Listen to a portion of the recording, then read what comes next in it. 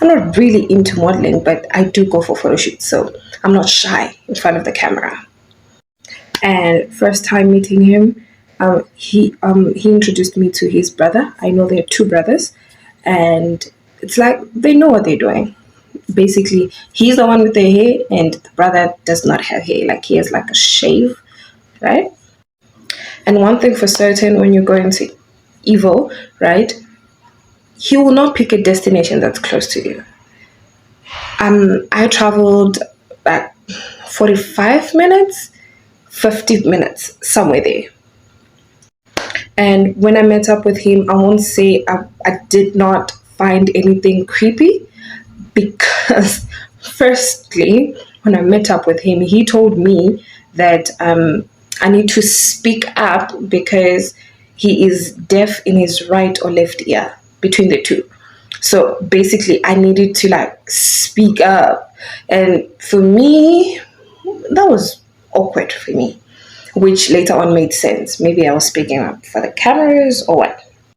And one thing for sure, Ivo or Evo, he is a very manipulative person. I think he chooses his targets quite strategic because I think he mentioned something when I was like still chatting with him.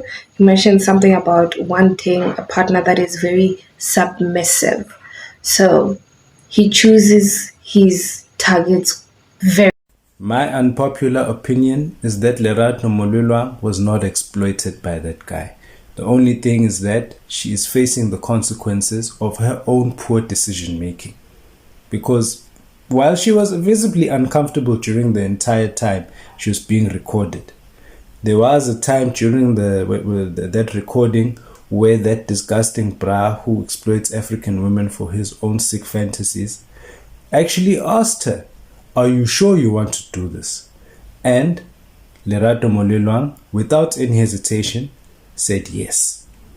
And the fact that this guy wasn't using any protection throughout this entire engagement, throughout the cloth, he wasn't using any protection, tells me that there were contracts that were signed prior to that recording.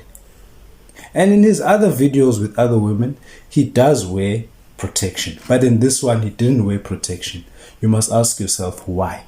That doesn't mean to say that this guy has the right to come and do anyhow and exploit women in this country, on the African continent. I don't condone what this guy is doing. All I'm saying is that Lerato, unfortunately, is facing the consequences of her poor decision making. Hey, another thing that you must do before you get into a serious relationship, guys, make sure you do visit the African casting page, because hey, nangumlungu madoda nandikho baqedile abasisibethu base South Africa. South Africans now, as we speak, they are so divided. Some are saying ukuthi he took advantage of them. Some are saying ukuthi they did this thing willingly. Umlungu baqedile madoda, umlungu baqedile ngepipe. Like you can see ukuthi vele bekadila nendle emnyama, the African house. Go and check that page, guys. Let me know in the comment section ukuthi what do you think? Do you think ukuthi these people did this thing willingly or vele bekuyimali? Because apparently ngathi batsho bekababhadela 10,000 per video or per recording.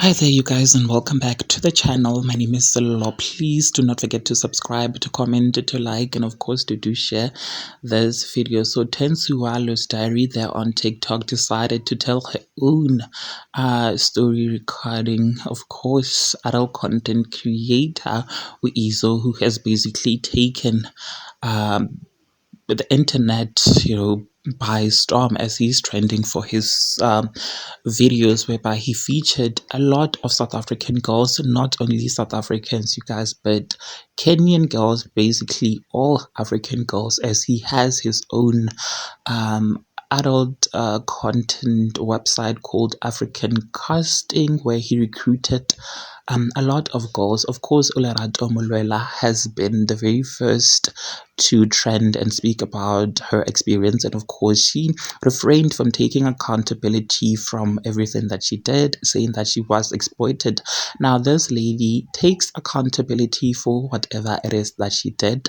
She stated that of course they met on a dating site, Tinder, and she said that she traveled for over 5 hours to meet up with him. She does state that he doesn't force anybody, but he is a very manipulative guy. And she says that these girls that he scout and recruit, they come from very disadvantaged background. He, he's very manipulative. She said, and said that not only is he manipulative, but he knows his targets. She says that when they were speaking, Uzo said to her that she should speak loud. She says that it is only now that she realized that, of course, he wanted her to be heard on the camera, that he was recording her. She said that he didn't take advantage of me. I went there, and these girls are very much aware of what is actually happening.